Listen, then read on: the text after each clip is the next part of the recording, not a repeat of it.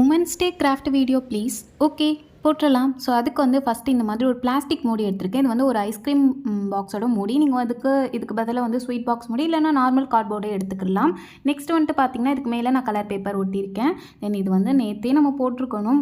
நம்ம தான் இப்போ சரியாக வீடியோஸே போடுறது இல்லையே. அது போடாததுக்கு ரீசன் இருக்குது. நான் இன்னொரு வீடியோவில் உங்கள்கிட்ட ஷேர் பண்ணுறேன் ஏன் போடுறது இல்லை வீடியோஸ்ன்னு. நெக்ஸ்ட் வந்துட்டு பர்பிள் கலர் பேப்பரில் ஹேர் மாதிரி ரெடி பண்ணிக்க, ஒயிட் கலர் பேப்பரில் ஒரு உமனோட ஃபேஸ் சைடாக தெரிகிற மாதிரி ரெடி பண்ணிக்கேன். இப்போ இது ரெண்டையுமே வந்துட்டு அந்த மூடியில் ஃபிட் பண்ணிக்கலாம். ஹேரு இந்த சைடும் ஹேர் வந்துட்டு ஃபிட் பண்ணிக்கிட்டேன். அதுக்கப்புறம் ஒரு சின்ன பூ மாதிரி பேப்பரில் கட் பண்ணி சென்டரில் ஹேரில் வந்து ஃபிட் பண்ணிட்டேன். ஒயிட்னர் யூஸ் பண்ணி ஹாப்பி உமன்ஸ் டேன்னு எழுதிட்டேன். தென் நிறைய பேர் விஷ் கூட பண்ணியிருந்தீங்க ஹாப்பி உமன்ஸ் டேன்னு சொல்லிட்டு.